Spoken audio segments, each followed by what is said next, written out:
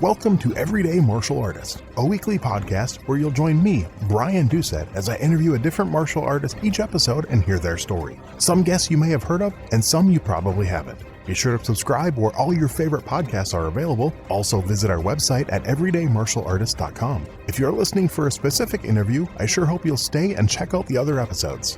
A very special thank you to Topher Williams for our custom theme music. And now, the newest episode of Everyday Martial Artist. Everyday Martial Artist is brought to you by KOOnline.com for all your martial arts needs. Sparring and safety gear, rank belts, uniforms, weapons, patches, and more. Wholesale supplies made by martial artists for martial artists. Visit us today at ko-online.com. Hello and welcome to Everyday Martial Artist. I'm your host, Brian Doucette, and as we do every week, we have a brand new guest on the show talking about their life, their experience, their martial arts background, and everything else they're working on and everything in between. My guest today has a career spanning over 40 years, got to start as a model and a dancer, even being featured in music videos with artists like Duran Duran and Sheena Easton. He moved into acting and was seen on TV series like The Colbys, Beauty and the Beast, and more. And martial arts fans might have seen him recently in 2019. He was on the CW hit mega show Arrow, playing the villain Dante. But of course, one of his most famous roles was as the sword-yielding immortal Duncan MacLeod for 6 years on the series Highlander. Please welcome to the show today, Mr. Adrian Paul. How are you doing today, sir? Hi, how are you? What a resume you're sending out for me. That's good. Well, I also do voiceover for a living, so I try to make sure my intros sound good. So. But I would have said something that Bill Shatner said to me about 3 weeks ago when he was on the Hollywood Experience, which is the podcast I do. Nice. And he said, "Well, easy on the old bit and easy on the 40 years." I'm like, okay, yeah, 40 years. I realize I have been doing it for 40 years. It's quite an amount of time. But it does date you. Nice. Well, like we do with all my guests, I kind of go back to the beginning. I want to know what led to that first spark, that first interest in martial arts, and kind of what got you involved in your first training in martial arts. Fighting. I had a bad temper. Really? And, I'm Italian, so what can I tell you? So I always knew I had to have something that kind of gave me a little bit of discipline. So I didn't do it as a young boy. I wish I had. Back in England when I was a kid, you would kind of just. I used to play rugby and soccer, and rugby I was always in fights in rugby or after school and stuff. And but martial arts really didn't come into effect until the late '80s type of when it started going. Oh, what is this? Brought over, of course, by the Chinese films that came out, and so the interest in martial arts really only started worldwide. I think around that time, and then it was kind of seeped into the culture. And so I started late, and I started really. When I got to Los Angeles, I'd done some kickboxing and some boxing and things of that nature. But really, it was Highlander that really spurred me into it because, I realized that, I can't look like I know what I'm doing unless I know what I'm doing. So, I really started studying, several hours a day, most days of the week and continued. So that's kind of how it started for me. Well, and I read you actually did study some sword before Highlander. Yeah, that was about a year. Okay. A year before. It wasn't very long. It was basic. It was with a katana. It was from a Vietnam vet. He had really no qualifications in that, but he'd studied it, and so he just taught me some, small basics. And so I got to learn, but it was not a lot really. It was really again Bob Anderson, who was the sword master on Highlander. Those of you that don't know who he is, he was. He passed on about 4 years ago, but 4, 5, I don't know, time's passed now, maybe 5 years ago. But Bob was an amazing individual. He was the guy in the choreography for Star Wars and Lord of the Rings and Highlander and First Night. He was the coach for the Olympic fencing team for 30 years. Oh, wow. I mean, he was an amazing individual. And, I learned really sword work. I learned more the European style, even though I was using a katana, because his style was very much into epee and saber. Okay. And what, I read somewhere you've studied some other styles too. I think I read Hung Gar and a few other styles. Yeah, that was my martial arts style. Hung Gar, Choi Li Fut, Sam Yin Kin, which are all Chinese-based styles. Choi Li Fut was really, it's a style that was used for warfare. And the reason why it was used for warfare was because they couldn't teach the peasants quick enough how to fight. So they created this huge wide style that you could kind of hit two people at once or be in the middle of a melee and, try and get yourself not killed or right, knocked down. So it was that type of style. And then, I also studied Shaolin Kung Fu. But I worked a lot with a lot of different people, and I would go to their dojos. And when there's a guy called Rick Farashi who's passed on since many years ago. Big guy. He was in Karate Kempo, I believe, was his style. Okay. Karate, much more a totally different type of style than I was used to. Was the world ice breaking champion. Drove nails into wood. He was the champion of trying to do that. I mean, a lot of stuff of this nature. So I studied a little bit with him. We would always share things. He became a friend of mine, and all the other martial artists that came on the show. There were a lot of stunt guys that were martial artists at that point, and there was a lot of different styles coming about. So you look at the techniques and work with that. So I was lucky. One thing I noticed too with the show, I mean, I rewatched it recently too, just because I'm a fan of the show, and I noticed the first few seasons it was great. There was great martial arts, it was great choreography, but it got better every season. And definitely you got better every season too. Yeah, there's no question. I mean, you can just see by the way I'm holding the sword. That's the very basic thing. I mean, it's like anything. When you've done any type of activity that you've done frequently, you can normally tell when somebody comes up to you and stands or picks up an object or whatever to see whether or not they actually know what they're doing. It's like riding a horse. The minute somebody gets on a horse, you just have to look at their feet to see whether their feet are up or down in the stirrups to tell whether they're actually a horse rider or not. How they're sitting in the horse. I mean, it's the same type of thing. Okay. I mentioned you were on, a few episodes of Arrow, playing Dante, which I loved your fight scene with Oliver Queen. So had you had experience throwing knives and stuff before that? No, actually, I mean, the knife throwing, really, that's visual effects to a degree. But I did throw knives when I was younger. I had thrown knives, so I learned a little bit about throwing. I used to have one of those very short steel, which you could get, I think it was 11 feet from the target. And so I practiced that. But that was really it. I mean, a lot of those shows in Arrow, the stunt guys do the majority of the fighting because they just don't have time to teach somebody and go over it and then get, and especially, try and teach the leads some of the stuff as well in their schedule. So a lot of the fights in that were done through stunts. I know you mentioned stunts.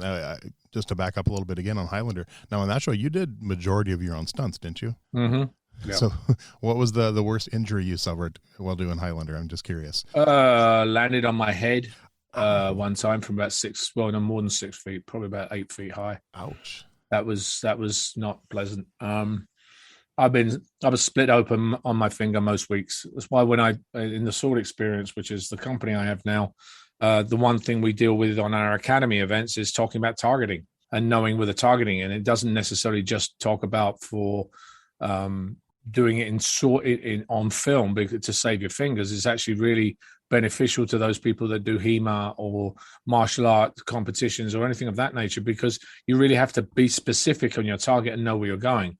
A lot of places don't teach that. They teach, okay, here's the technique and this is what we do. But really, if you're targeting, if you want to hit a certain point or cut through a piece of armor or do something you can really know where you're aiming for. I think that was one of the reasons why, I was getting hit a lot, was because, okay, you're swinging left to right, but that left to right, there's a lot of distance between the shoulder and the hip. So, you would constantly be adjusting with people that would come in that would just be given that movement. And when you, as an actor, take over a role, a lot of the time it's the adrenaline takes over, becoming the character, and you forget the choreography. And the two really have to match when you're working on screen, because if you don't, then you're going to have problems. So now you mentioned your company, the Sword Experience. I want to just talk a little bit about how that started and what made you want to start teaching other people how to use the sword. Gosh, I mean, people have asked me many, many, many, many times to do a sword video or to do some sort of sword technique demonstration, and I was reticent to do that because, firstly, yes, I've done a lot of sword, and yes, I've taught with a lot of different people and worked with a lot of people, but every style has a specific way that they do things, and I couldn't really say to somebody, yeah, well, I'm teaching you this style, because I just didn't think I had the qualifications to really teach that. what I could tell you is I could tell you about foot movement. I could tell you about targeting. I could tell you about distance. I could talk about swing. I could talk about a lot of different things. So I didn't want to get into this style is what we're teaching. Then somebody from the style will go, oh, no, that's not how you do it. You do it this way. So I wasn't interested. That was one reason why I didn't want to start doing it that way. When the sword experience came about, the reason why it's an experience is because it's not just about sword. It's about the people that you meet. It's about the places that we go to, because we go to castles and vineyards. We've got a retreat coming in Cancun or Tulum, actually, in December. We're going to, coming close to where you are, Minneapolis in October.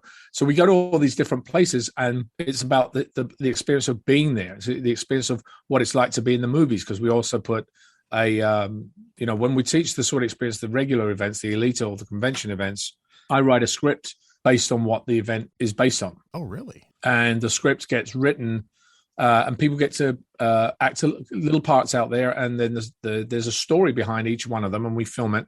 We cut it together. We edit it. Ends up being a 5, 6, 7, 8 minute piece that you can, then show that you've actually been in like a movie in a sense. So you kind of get to understand what it's like for the camera work. Our elite events, our academy events, really are based about that, about targeting, about where the camera movement is, all that type of stuff. So it's a little bit of a different type of thing that we've brought about, and I don't think really many other people are doing this. I've never seen anything like it, and I was just reading kind of the differences in when you go to the academy event, like the one coming near me that I'm hopefully going to make. You have 3 options. You can do the fitness, the technique, and the performance. You want to just give a little brief overview on the main differences, what people would experience in each one of those? Yeah, I mean, you can do all 3, which is probably the best thing to do, because usually what I try to do is what you're learning in the fitness version is the initial movements that you're going to be learning in the technique. And the technique version is what the movements you're going to do in the choreography. So each one of them actually has a benefit to the other, but they are individual. So you could take the fitness one and get a good workout for the fitness, because I tend to work from the basis of, you got to warm up the joints, you got to warm up the muscles, you got to get into that first before you can even start swinging a sword. And so it's a 1 hour class of different types of techniques for that utilize a light weight, if you call it, with a sword, that actually you can use for stretching, that you can use for leg work, arm work, and there is a good 12-minute intense workout at the end. Wow. That people go through, that we build up to throughout that 1 hour. And then the technique version, we go depending on the place I go to, because there's a lot of different techniques we utilize. We utilize things like the sword experience numbering system, which teaches you where to go for that particular number. So I can tell 2 people, okay, let's do a number 1. You will know the defense and you know the attack.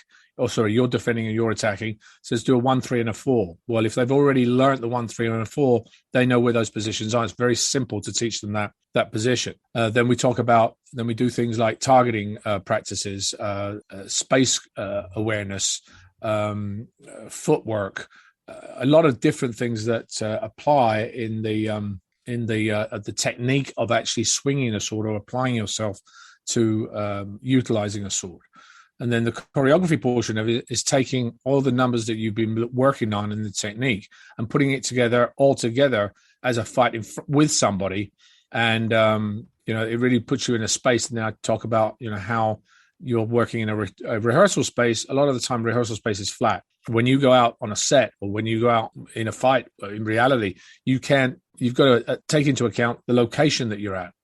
So a certain technique, doesn't matter what martial art you study. If you're inside a doorway, that might not work. So you have to adapt. And one of the things, I tell people is, which I think is one of the most important comments that I've had, is I've heard, and I repeat this to a lot of my people that come through there, is that, especially in the academy events, is that for a species to survive, it has nothing to do with its strength or its intelligence, but with its ability to adapt. And I think, especially now, that's even more important with this pandemic that we have, that you have to understand what the relevance of that particular subject means, but it really does apply to martial arts. So you mentioned the pandemic. Now, how much did that hurt the sword experience? Like last year, were you able to still do some events with restrictions, or did you have to take a break for a little while? No, we had restrictions, but if you take into account, we on average, in 2019, we did about 27 events, I think it was. Okay. I did 6 in 2020. Oh, okay. So it was a very large difference Right. in the two. This year, we're probably up to 15, 16. I don't know. I don't even know how many we've done this year, but we've done a lot this year. Okay. Starting from March, obviously, you lose usually December and January because people have Christmas at December time, and January people are still kind of figuring the year out. And then February we start working back up. We lost February, March, and April, I think it was. I think we had one event in April, but then the next one was, I think, one in May, and then like I think we had 4 in June, and then we had 3 in July, and then we had another 3 in August. So we started putting them together again. But it does. You need a good solid 3 months, 4 months really to put an event. Or if I'm doing European events, I usually try to do it 6 months ahead. Wow. So that people can do trips, because I mentioned I do retreats. Mm-hmm. One of the retreats we had to cancel in 2019 was Ireland. We were going to do one at an abbey, at a castle, and then we were going on to an abbey. There was the sightseeing around there, which is a beautiful area. I may do one in Scotland next year, but I still like doing those, and especially you then have the locals that enjoy it, but then you also have people from America there who want to take a trip and want to go and visit those places where they've always wanted to go, and why not do a sword experience while they're there? So it gives you both us. So I've done events. I've done 9 countries so far. I've done England, Ireland, Scotland, France, Germany. Wow. Where else have I been? Australia, New Zealand, Canada, United States. So we've done a lot, and there is a real love and a real comparison to what people do. So, and the variety of people that come through are martial artists. We have come through to see what they to practice something they might have been doing in the gym. Mm-hmm. We have regular fans coming through, cosplayers, stunt performers, people that have done choreography for stage and screen, actors. So we have a real large variety in the age group. I don't usually do anything under 15, 16 years old, right, because of the height difference, usually with a sword. But there are sometimes I'll have a 13 or 14-year-old kid that, is a little taller, knows what he's doing, etc., and can keep the attention span, because that's another thing that happens when you're younger. The attention spans don't usually stay very long. That is true. So it's really, it's I've got 3 kids, so I know exactly what I'm talking about. So so that really, and I've had ladies 70, 75 years old, nice. Come through it. And I say to people, do what you can. And I just did an event in Bowling Green, Kentucky. The first time I've actually done a 2-on-1 fight. So, which is hard. I thought was going to be harder, but actually it's not, because what I find is a lot of the time when you face somebody, you're afraid of screwing up. Whether you've got you're in a martial art class, you've got a certain technique you're trying to do. Well, if you want it to look really good, it normally takes a few more moves, a few more things to actually make it on film sell. So when you have 2 people that are not as accomplished or uncertain about what they're doing, the fight between them is going to look really, really slow and not very efficient. And but then when you put somebody that's not so great with somebody that's mediocre and somebody that's really good, all of a sudden those people help this other person along. So it's not always, it's the same thing as I do when I do my corporate events. I say to people, it's not about your customer isn't your adversary. Your customer is your partner. So think of it being a partner as you're on screen or in your office. So when you come up to a new client, think of them as a partner, and think about working with them as if you had a sword in the hand. Because you wouldn't turn around and somebody and say, I'm not going to do that, I hate you, blah, if you got a sword in your hand, because it's a totally different conversation. Right? You've got a weapon in your hand, people's going to go, okay, let's talk about this. And that's what corporate sides should look at a little bit more. Okay. So I think I need to book a retreat and tell my wife we're going on a vacation for our wedding anniversary. And by the way, we're going to learn. When's your wedding anniversary? Next year's 25. Oh my gosh! Congratulations. Yeah. So I don't know if she'd go for that, but maybe we'd get to Australia and be like, oh, by the way, we're going to learn sword fighting today. Well, that was another vacation I was going to go. Another location I was going to go to at some point. Nice. But we'll have to see. I'll have to talk into it. Now, you mentioned you have kids. So have you got your kids involved in martial arts yet? My son did. Yeah, my son was. He had basic Taekwondo. stuff, but it was more about teaching him discipline and structure and things. But he was actually getting pretty good. Then at the pandemic, we took him out, and he hasn't gone back yet. I mean, he plays soccer all the time, and he's also tennis. I mean, with 3 kids, we had 2 into events. One's got dance, the other one's got acting, and then there's freaking martial arts or the soccer and tennis. I mean, and then there's the third one, and you just go, I have 3 also, studies. So I know what you're talking about. I have it's a juggle. Yeah. It's a juggle. If you don't have kids, you don't understand it. Yeah. Luckily, one of mine's out of the house now. My oldest is 22, and then I have a 17-year-old and a 15-year-old. So we have a senior, you're almost senior done. And a freshman. Yeah, you're almost done. Yep. But like you said, they're busy. We have all 3 of them were theater kids, so they've all done acting. All 3 of them did different sports. They all did martial arts at one point or another. So our high school kids, our senior is our busiest one. He does theater, he does 3 sports, he does speech, so it's like, but luckily he can drive, so I don't have to run him around as much. Well, that's the thing, isn't it? It's the question of like having time to do it. If you want to do 2 or 3 of them, good, drive yourself there. Exactly. Nice. It does make a difference. So no, but definitely that retreat sounds like fun. I might seriously have to look into that and see if I can convince. Well, the retreat usually is about 3-4 days. That'd be fun. Depending on which one we do. I mean, the European one was in Arnsberg, Germany, was 3 days. Usually I find 3 or 4 days is enough, because you can visit the place. Because what we do a whole tour. Usually on our retreats, we scout the location we're going to and see what other things we can offer people. Our Cancun, Tulum one, which is actually Riviera Maya we're in, that one will have swimming with turtles and Mayan ruins and cenotes, which are on-ground or underground watering areas which you can swim in, as well as sword stuff, paddleboarding. So all this different stuff you can do during the day. So you're going to train, but you've also got everything. So everything's kind of included, as well as the meals and all that stuff. So it's a trip that is a bit different than what you do. So it's full of everything. So the same thing applies to where we go. If we went to Ireland, we were going to do the castle we were staying in. It's a more of a manor house castle, but beautiful castle, had beautiful grounds in front for training.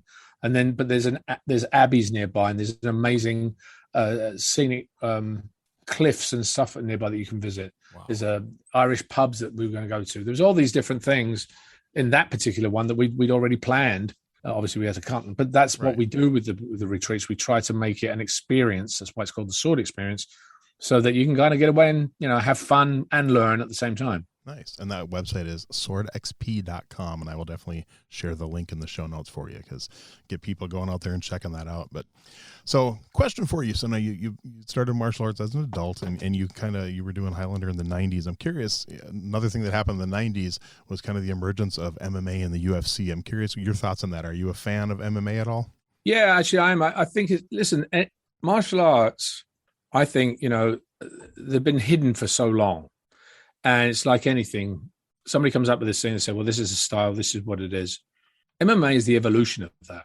And I think the thing about MMA is there's restrictions in MMA as well. You can't do certain things like use energy punches or poke people in the eyes or the throat or the ears, things like that. But it does really teach you how to be in the ring. And, it's amazing how our cultures now embrace that. It's bloodier than ever. Right. And I think it's good to have that, because it really does apply. But like I said, there's certain secrets in martial arts that I think you cannot translate to MMA. And if you know what you're doing, it can be a surprise to somebody that does MMA. But that said, there's a Chinese, a lot of the martial arts in China, there's a lot of masters, etc. And there's one guy, he's trained for a number of years. He's Chinese. I can't remember his name, and he does MMA. And he challenged a lot of these masters. He said, I'll challenge you, and he took them down. And so they hate him now, because he's exposed the fact that a lot of the frilly movements, etc., might not work if you're attacking in a certain way. You know what you're doing, and you can take a punch. So. It's kind of disillusioned some of the Chinese culture, because it's part of the culture, and now you're attacking the culture, not the martial art. So he's getting a lot of flack for it. Nice. So if you had to pick one martial artist that you admire, would there be someone at the top of that list, whether it's someone you've actually trained with or maybe just someone you've read about or, from a movie or something? Is there one that stands on the top of your list? Oh, I obviously old school wise, martial art wise, I think there are a lot of teachers I know nothing about who I would probably revere. I do revere my teacher, Sifu Vernon Rieda, who is actually in Hawaii, because he's studied for 60 years now, 50, 60 years. Wow. And you cannot not accomplish something or know something. And he's not big, but he's lethal. Right. I remember, I fought him in one of the Highlander episodes, and touching arms with him was like touching mine against a steel pole. One of the other people I also work with, Mark Makita, who is Filipino martial arts, very talented man, and again, like MMA, takes the essence of what it was like, because he comes from the Danny Inosanto school and the Bruce Lee, Danny Inosanto, and a lot of students that study with him came to study with Mark, and a lot of them are doing the techniques that they learn. And Mark has this way of actually using the flow and understanding what this position, and not being in the position to allow them to use the technique. And they're going, well, why does that technique work? And he says, well, because I didn't allow you for me to be in the position for you to do that technique. And people, martial artists tend to don't understand that, okay, this technique is great if this person is in this position at this particular time, but things change. Right. As I said before, you have to adapt. So you have to have all these different things. And I heard one martial artist, I can't remember who it was said it, but he said, as a street fighter has one or two things that they do, 3 or 4 things that they do well. But what I do is I take it from all these things, and every time they come with something that I don't know, I've adapted to something else. And I think that's part of it. You have to understand that you have to really be able to pull from different things, because not everybody's going to do the way you think it's going to come at you. Right. That makes perfect sense. So do you have a favorite martial arts book? No, I don't. Okay, no problem. Some of these don't have answers. So how about, now you can't pick Highlander. Do you have a favorite martial arts TV series? As a kid, I watched Kung Fu, and that was kind of interesting. Watching it as and Into the Badlands had a really good, some good stuff in it. I also liked. I watched a couple of episodes of this with Donnie Yen, and I forgot the name of it. It was Ip Man. Yeah, it might have been Ip Man. Well, he did Ip Man as the film, and I actually fought Donnie in Highlander Endgame. That's right. But Donnie really knows what he's doing as a martial artist, and as a filmmaker and choreographer. He's very talented. But he's, I saw that one that I thought was really good. The other one I actually saw that I thought was really interesting. It wasn't a series. And this is interesting. I think it's also come across. This is where the line between filming and martial arts has changed a lot. Is that before, when you saw a martial art fight, it was all cut up into pieces. You do 3 or 4 moves or 5 moves and cut and go to there. But with the advent of what people are actually expecting to see on the screen now, you have more longer fights that need to be in the frame at that particular time. And there are some, there was one I saw in a corridor, and I can't remember. It was a Chinese fight, and the length of the fight was about 3 minutes. He was in a corridor. He fought probably about 20 people. Nice. I mean, I'm not talking the the film I'm thinking of now. I'm trying to think about it. I can't think of the name, but no worries. Because a lot of movie fights are really they're over exaggerated. The spins in the air and that, which is great, looks great, but it really, you're not going to be doing that. You physically can't spin up in the air off the wall a lot of the time. Some people have that ability, but very few. You get, some ridiculous stuff. Right. No, that makes perfect sense. All right. How about favorite martial arts movie? Oh, I loved Enter the Dragon as a kid. Classic. I mean, Enter the Dragon was a classic. And I'm looking at Bruce Lee's story. It was interesting because he was a martial artist first, but then tried to become an actor and tried to show Hollywood that there's some new things happening here. And Hollywood really didn't understand it. And they said, no. And it wasn't until he went to do the first success he had. I can't remember the name of it. It was either Kill. It was one success he had. Which, The Big Boss. The Boss. That's it. Yes, that's it. that made him kind of a star in Hong Kong, that Hollywood went, oh, wait a minute, there's something here. And then they made Enter the Dragon. And of course, the rest is history. Right. I liked it. There's Chuck Norris in there, and understanding that Chuck Norris and Bruce Lee actually fought together. And Chuck said, the thing about Bruce, he never stopped. He just never stopped when he was eating and drinking. How about this? And what are we doing here? And he would say, Bruce, can you just slow down for a minute? He said, just all the time he wanted to do something. So it's like anything. I tell people that all the time when we do swords. I say, if you want to do anything in life, doesn't matter if you're really talented of it. If you don't train, you're not going to get better. If you're not going to take the time to constantly do something, like my son who plays soccer, if you don't have the ball at your feet every single day, you're not going to be able to beat those other people that do. Because even people that don't have as much talent will get better. They will get better at that technique, etc., if they're doing it constantly. And that's what Bruce Lee did. He was constantly working at it. That's good. So do you have I'll ask martial arts question for you before I have one or two more other ones, but do you have a martial arts philosophy you've learned over the years that really you keep coming back to that is really important to you? I think you have to respect your opponent in the sense of don't be too cocky thinking you can beat them. You've got to respect the person that's in front of you and be aware that somebody else is going to beat you at some point. Somebody is. That's real simple. That's great, actually. And then to move in a different direction, one thing I forgot to mention at the beginning, you founded a nonprofit. I just take 1 or 2 minutes and talk about the Peace Fund, just a little bit about that and kind of how that came about. Yeah, Peace Fund was I always wanted to utilize what I've been given. And I think what martial art gives you that as well. It gives you the respect of other things, of other people. And so doing that, and actually that's one thing I must say, I want to reiterate, go back to something we were talking about earlier about the difference between martial arts and MMA. Mm-hmm. Having the structure and the respect in a dojo does teach you things in life.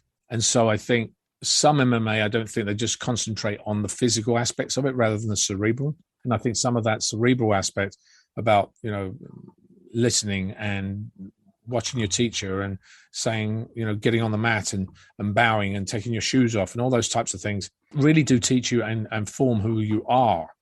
So I think that's very, very important. Agreed. Yeah. What was the question you asked me? The Peace Fund. The Peace Fund. Sorry. So okay. The Peace Fund started because I wanted to give back to people. And in Paris and a lot of people, I was being mobbed by kids. And I thought, this is something I think, I really want to give something to, because a lot of kids I'd seen didn't have anything. They were living in the ghettos or in very poor housing. And I said, well, these are the kids that are going to shape our future. So I started the organization, the Peace Fund, protect, educate, aid children every day.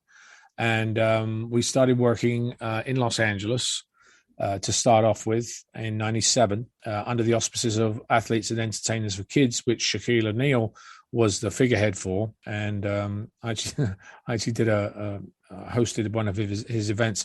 And the guy is like, his elbow was up to my shoulder. It was huge. It was absolutely massive.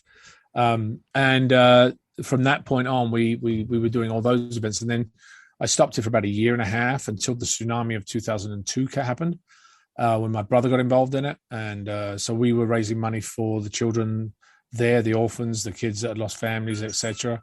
And we realized, our benefit was actually being able to connect or raise funds for connect with other charities and work together with them to raise funds for whatever project they've got. And so we did that for a number of years, and then we started working on our own projects. We have something called Kids Read to Lead program, which came out of the School Makes a Difference program that we had back in 97. And so it's gone from that. And then we have our radio show each week, which is called Peace Fund Radio, which talks all about different kids' issues, whether it's autism or literacy, pandemic issues, all this different stuff that I've been doing now. I have over we're close to 650 hours, 700 hours of podcasts to 2010, 11, I think it was 12, somewhere around there. Okay. I can't even remember now. We've lost count, but we, that was totally. We did that through the Peace Fund. So and doing that, this is something else I think is important through martial arts as well to understand. Is as you connect, you start finding different things that you connect with other people. When you do that, you are able to grow and you get opportunities that you didn't think existed before. You would never have if you didn't have that connection. So even through the Peace Fund, what we've tended to do is we've connected with 2 or 3 different organizations, et cetera, that brought about some other thing that we were able to accomplish. Nice. And that is thepeacefund.org. I'll also put that link out there too. And also a link for your both of your podcast. And then really quick, last thing here is that is there an upcoming project you want to plug that you have coming out? I know on IMDb, it looks like you have a few completed and a few in pre-production and stuff. Any I've got one called Wildfire that's coming out on Netflix, I believe, at the end of the year. Okay. That I did, which is actually funny because it's totally not what anybody's expecting me to do. It's one my kids can actually go and watch. Nice. One of those. It's about a horse. It's actually got some. It's a cute little movie. Okay. So I did that, and then other than that, not really. I mean, the things that are in pre-production or working. There's no point in talking about those because they may never happen. Okay. Because that happens. Although I do have a business in Europe that I'm working on at the moment. Okay, perfect. Well, I know you have a hard cutout here. You someplace you got to be, but I appreciate your time immensely. I really enjoyed this, and I will put links for all your stuff, and I'll send you an email when the episode's ready to go. Well, thank you so much. It's been a pleasure work, and hopefully I'll get to see you at my Minneapolis event. I hope so. If I can get the day off work, I'm going to drive down for it's about a 3.5 hour drive for me, but it would be worth it. All right, fabulous. All right. Enjoy the rest of your day, sir. Take care. You too. All right.